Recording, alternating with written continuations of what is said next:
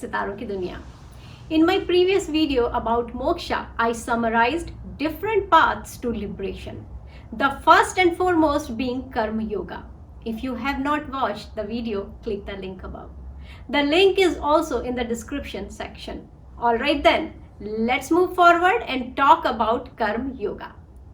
Karma Yoga is an ancient spiritual concept. How many times have we heard stories regarding Karma Yoga and various proverbs associated with them in Bhagavad Gita? Let's get to the fundamentals of Karma Yoga and get answers to pertinent questions of Karma Yoga. What is Karma Yoga? What are the principles of Karma Yoga? How to practice Karma Yoga and the benefits of Karma Yoga in daily life. First and foremost, what is Karma Yoga? Carrying out one's duties without any attachment to the results is Karma Yoga. Bhagavad Gita mentions Karma Yoga as one of the paths to purify the mind and ultimately leads to spiritual liberation. Krishna suggests that Karma Yoga path centers on dharma, duty, and work, actions. Karma or actions should be such that one's dharma is like doing God's work and in that sense being like unto God, Krishna. In every moment of life, to simply put it to do your duty with utmost care and dedication without any expectations and attachments to results. Next, what are the principles and benefits of Karma Yoga? Most of our activities and actions in daily life either attract attention or avoid attention. However, spiritual path of Karma Yoga emphasizes to perform all our actions without any misgivings or expectations. Let us understand the principal factors described in Bhagavad Gita for Karma Yoga practice. Number 1, faith. Faith in higher reality is a must. Nurturing faith by keeping the company of pious spiritual people is advocated in Gita.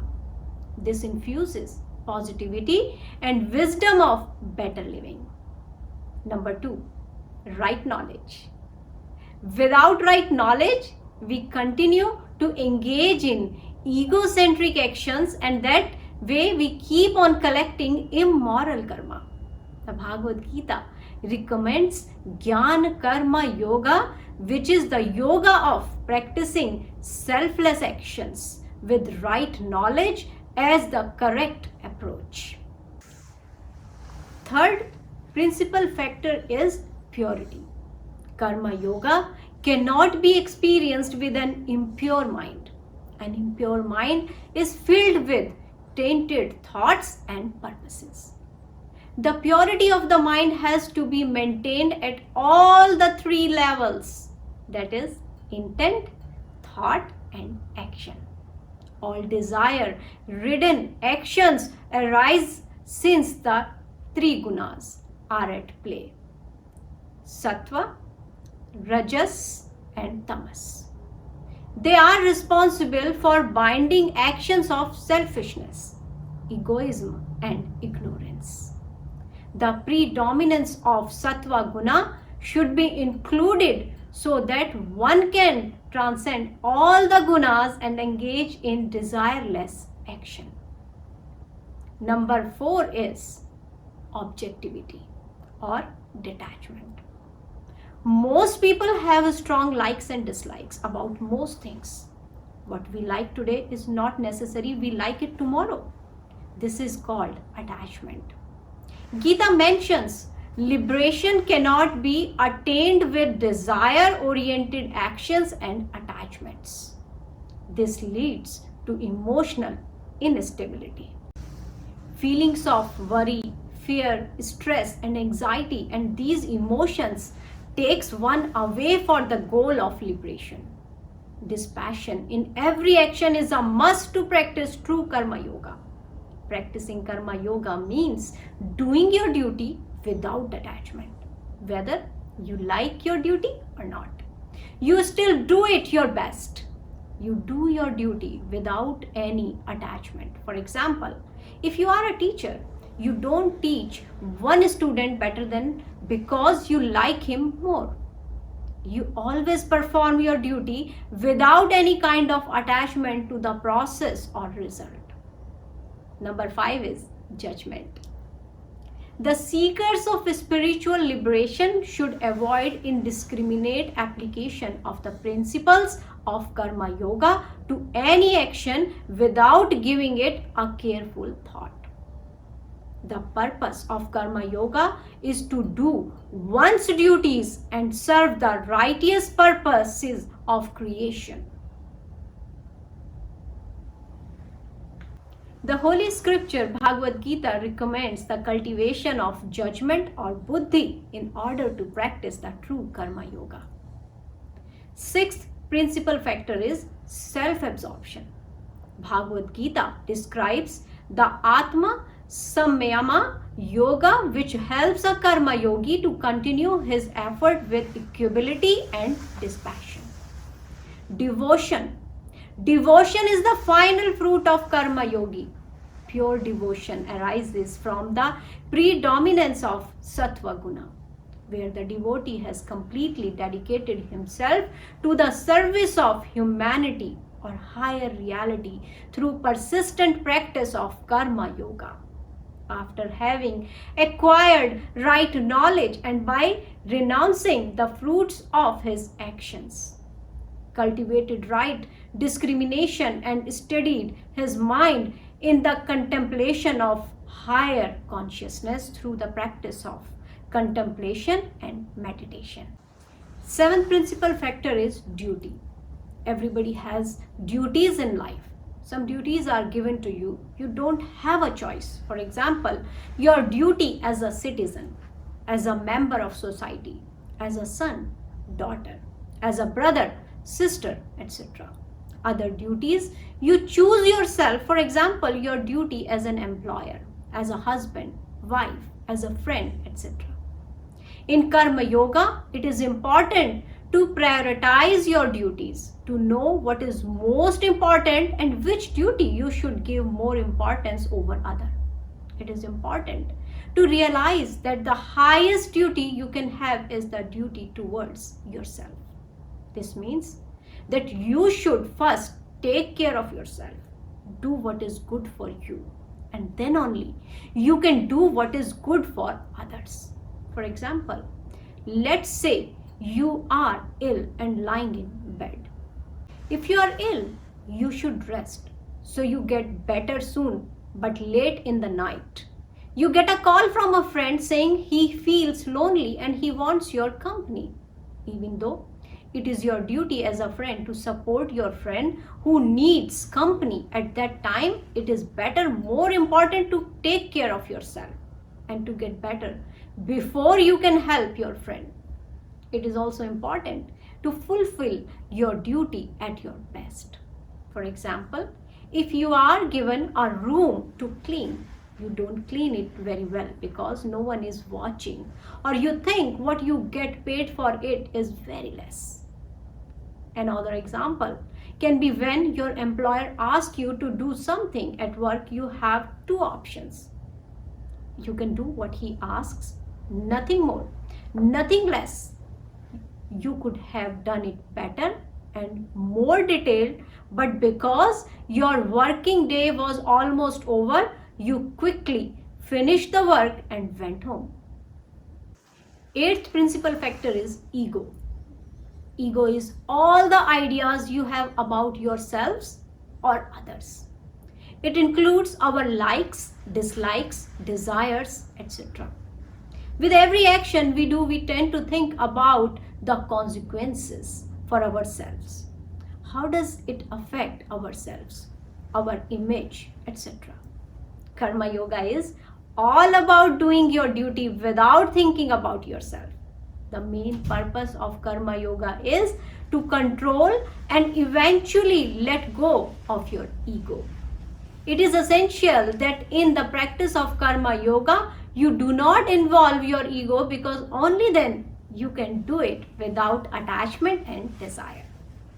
Sometimes a person thinks he needs some ego in order to perform better and grow. But ego is like cancer, which always keeps growing. It makes us see what we want to see and stops us from seeing reality. It controls our perception and understanding. Ninth principal factor is expectation of reward. When we do something, we rarely do it without expecting something back. For example, at the office, we do our work because we get a salary at the end of the month for the praise or position. We take care of our partner or child, but we expect love and appreciation in return. When you do something without the expectation of reward, the outcome of your action doesn't affect if and how you do your duty. You do it because it is your duty, not because you get something out of it. Those were the 9 principal factors. Now I want to clarify some doubts. There is some misconception about Karma Yoga. Let's find out what Karma Yoga is not. Karma Yoga is not an exchange. Often people think if they offer their time and service in exchange for another service, like a course or stay, it is Karma Yoga. If the action is done with intention of exchange, it is not Karma Yoga. Karma Yoga is not working for free. Working for free in name of spirituality or humanity is not Karma Yoga. Karma Yoga is not a cheap labor. Working for cheap in name of Karma Yoga is not Karma Yoga. Karma Yoga is not social service. Not all social services are Karma Yoga. Remember, Karma Yoga is doing your duty without ego, and attachment is Karma Yoga. If your intention is anything else than doing a duty, natural or taken without ego, it is not Karma Yoga. Let us understand the important aspect on how to practice Karma Yoga. Karma arises due to desires and not from our actions. All the desire-ridden actions will bind us, and the cycle of birth and death will continue to bind us.